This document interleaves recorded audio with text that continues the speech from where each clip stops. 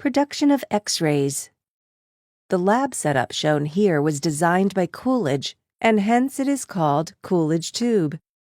It contains a highly evacuated glass bulb containing a cathode, which is a tungsten filament, and anode, which is a target made up of metal of high atomic weight.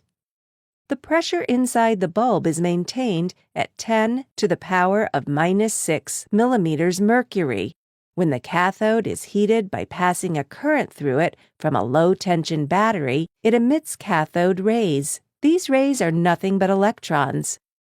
The filament is surrounded by a molybdenum cylinder, which is kept at a negative potential to the filament.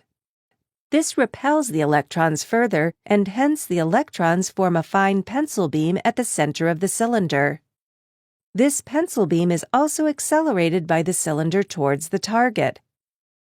The target is made up of a copper block in which a piece of tungsten or molybdenum is fixed. High thermal conductivity is used to carry away the heat generated to the cooling setup.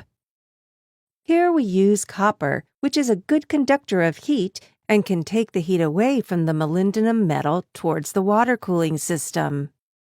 The target is also tilted at an angle of 45 degrees, causing the electrons to hit at an angle. This will produce the X-rays almost perpendicular to the electron beam. A very high potential of 20 kV is applied between the source and the target.